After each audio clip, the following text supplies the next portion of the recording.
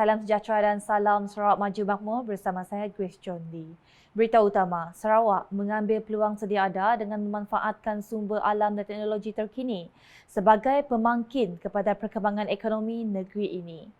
Premier Sarawak, Datuk Patinggi Tan Sri Dr. Abang Abdul Manzor Hari Tun Datuk Abang Openg berkata, dengan mengguna pakai teknologi masa kini, ia sedikit sebanyak telah membantu negeri ini untuk memanfaatkan sumber alam yang dimiliki dan mengembangkan peluang ekonomi. Mengambil contoh kekayaan sumber air sedia ada, beliau telah mengilhamkan usaha untuk menjadikan Sarawak satu entiti utama dalam pengeluaran tenaga hidrogen. So what happened was, I decided to produce water. Out of water, hydrogen and oxygen. Through the process of electrolysis, splitting the two molecules, and produce hydrogen. Beliau berkata demikian semasa berucap dalam Majlis Pelancaran Invest Sarawak dan Majlis Makan Malam EU Business Day 2024 yang berlangsung serentak di sebuah hotel terkemuka di Kuching pada Rabu. Datuk Patinggi Abang Zohari memberitahu tindakan berani ini telah menjadikan Sarawak sebagai negeri pertama yang berjaya menghasilkan hidrogen dalam skala besar di rantau ini. Tambahnya lagi, sumber tenaga seperti tenaga angin juga akan dapat diterokai dan dibangunkan dengan menggunakan teknologi yang ada untuk kerja modifikasi. Now I am experimenting wind. Unlike Europe, you got strong wind. Borneo, not much wind. But we have to improve the technology by improving the blades. In order to turn the turbine. With slight wind, you can turn the blade. And blade can be adjusted to AI, Artificial Intelligence. Antara perkongsian lain, Premier Sarawak semasa program tersebut termasuk mengenai penggunaan teknologi untuk menambahkan ekonomi hiliran berasaskan gas untuk menghasilkan amonia dan metanol. Hadir sama Timbalan Premier Sarawak Datuk Amar Orang Tengah Ali Hassan dan Datuk Amar Profesor Dr. Sing Kui Hian, Duta Besar Kesatuan Eropah EU ke Malaysia, Tuan Yang Terutama TYT Michaelis Rakas, Menteri Pembangunan Wanita, Kanak-kanak dan Kesejahteraan Komuniti Sarawak Datuk Sri Fatimah Abdullah, Menteri Utiliti dan Telekomunikasi Sarawak Datuk Sri Julaihi Narawi, Setiausaha Kerajaan Sarawak Datuk Amar Muhammad Abu Bakar Marzuki, Timbalan Menteri, Ketua Pegawai Eksekutif Invest Sarawak Timothy Ong serta div-div kehormat yang lain. Laporan seterusnya, Majlis Pembangunan Sosial MPS akan menjalankan sebanyak 12 program intervensi sosial merangkumi 287 siri di seluruh Sarawak untuk tahun 2024. Menteri Pembangunan Wanita, Kanak-kanak dan Kesejahteraan Komuniti KPWK, Datuk Sri Fatimah Abdullah memberitahu, program dan intervensi itu dijalankan bagi menangani isu sosial di negeri ini. Antaranya ialah Randau Pembangunan Sosial RPS dengan 12 siri, Randau Solidarity Community PRSK dengan 33 siri, Operasi Program Bersepadu Isu Dadah dan Substans OBIT dengan 187 siri, Kesedaran dan Advokasi Pendidikan Seksual KAPS dengan 20 siri dan lain-lain lagi.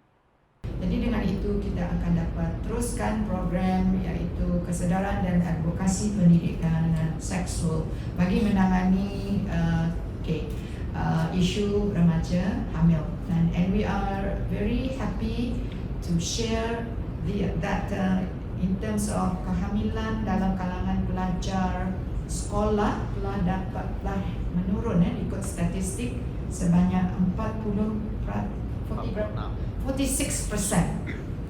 reduction in the number. Beliau kata demikian semasa sidang media sempena mesyuarat MPS di Wisma Bapak Malaysia di Kuching pada Rabu. Sementara itu, Datuk Sri Fatimah berkata Jabatan Premier Sarawak telah menubuhkan pasukan petugas khas PPK dengan kerjasama Jabatan Pendaftaran Negara Cawangan Sarawak bagi menangani isu penduduk dilahirkan di Sarawak yang tidak mempunyai taraf kewarganegaraan. Menurutnya lagi, takwim perancangan operasi DPK akan dilaksanakan di 6 zon di seluruh negeri, bermula di zon Kuching dan seterusnya di zon Sri Aman, Zon Sibu, Zon Kapit, Zon Bintulu dan Zon Miri. Katanya operasi PPK akan dilaksanakan sehingga Julai dan dijangka lebih 1,000 penduduk tanpa kewarganegaraan atau dokumen akan mendapat manfaat daripada operasi tersebut. Selanjutnya, Sarawak berpotensi besar menjadi hub pengeluaran peranti perubatan yang terkemuka di Malaysia. Timbalan Menteri Perdagangan, Antarabangsa, Industri dan Peleburan Sarawak, Datuk Dr. Malcolm Musin Lamoh berkata, dengan memanfaatkan kekuatan dalam sumber semula jadi, lokasi strategik, infrastruktur dan tenaga kerja yang terlatih boleh dilatih serta dasar kerajaan yang mesra perniagaan, Sarawak boleh menarik pelaburan dalam industri peranti perubatan yang menyumbang kepada pertumbuhan industri kesihatan. Menurut beliau, peranti perubatan yang memainkan peranan penting dalam industri penjagaan kesihatan yang menyimpan peluang pelaburan yang besar didorong oleh inovasi dalam kemajuan teknologi dan perubahan paradigma penjagaan kesihatan dalam menitikberatkan keperluan pesakit. Beliau berkata demikian ketika berucap pada sesi libat urus bersama pemain industri perubatan di Sarawak 2024 yang berlangsung di Pusat Konvensyen Borneo Kuching BCCK pada Rabu. Dalam hal itu, Datuk Dr. Malcolm menambah, menerusi strategi pembangunan pasca COVID-19 PCDS 2030, Taman Teknologi Tinggi Kuching telah dikenal pasti sebagai salah satu inisiatif pembangkit untuk industri elektrik dan elektronik serta teknologi maklumat dan komunikasi termasuk peranti perubatan. Oleh itu, ujarnya perkongsian strategik dengan pemain industri, akademia dan institut penyelidikan amat dialu-alukan untuk memupuk ekosistem penyelidikan dan inovasi dalam reka bentuk peranti perubatan, proses pengeluaran dan bahan. Sementara itu, Timbalan Menteri Kesihatan Datuk Lukan Isman Awang Sauni ketika berucap menjelaskan bahawa pihak berkuasa peranti perubatan MDA berperanan dalam membantu industri perubatan di Malaysia secara keseluruhannya termasuk di Sarawak. Ke pengembangan berikut, sesi libat urus dan perbincangan mengenai sesuatu topik yang melibatkan pelaksanaan projek pembangunan amat penting bagi mengatasi dan mengetahui permasalahan penduduk setempat maupun agensi pelaksana. Sehubungan itu, Timbalan Menteri Kemajuan Desa dan Wilayah Datuk Rubiah Wang telah mengadakan satu sesi libat urus dan perbincangan bersama agensi teknikal berkenaan isu dan status pelaksanaan projek pembangunan bagi Parlimen Kota Samarahan yang berlangsung di Samarahan pada Rabu. Menurut Ahli Parlimen Kota Samarahan, sesi tersebut bertindak sebagai platform untuk mendapatkan maklum balas menerusi agensi-agensi pelaksana supaya permasalahan penduduk di kawasan Kota Samarahan dapat diatasi dengan sebaiknya. Tambah Datuk Rubiah lagi, program tersebut merupakan rutin tahunan yang dikendalikan oleh beliau dalam usaha untuk menyelaras usaha pembangunan di kawasannya. Manakala di Sri Aman, nilai amanah dalam kalangan kaki tangan amat penting sebagai kunci kecemerlangan dalam tabik urus sesebuah organisasi. Presiden bahagian Sri Aman, Abang Muhammad Porkan Abang Budiman berkata, pekerja maupun pejabat awam yang amanah dalam sesebuah organisasi mampu menghasilkan perkhidmatan yang cekap dan produk yang berkualiti serta mengoptimumkan daya saing dalam apa jua industri. Beliau berkata demikian semasa berucap dalam program Hari Integriti dan Ikrar Bebas Rasuah peringkat bahagian Sri Aman 2024 pada Rabu.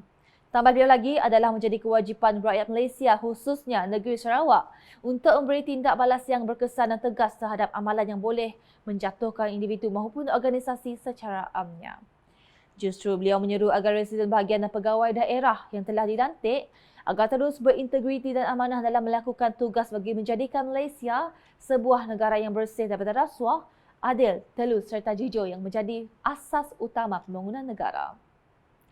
Sekian edisi Tengah Hari bersama saya Grace John Lee. Berita lebih lanjut boleh dapati di semua platform media sosial UKAS, termasuk portal ukas.sarawak.gov.my dan UKAS channel di YouTube. Mengakhiri buletin UKAS dengan sorotan Majlis Pelancaran Invest Sarawak dan Majlis Makan Malam EU Business Day 2024 yang berlangsung di Kuching pada Rabu. #Insaran Informasi Rakyat. Salam UKAS.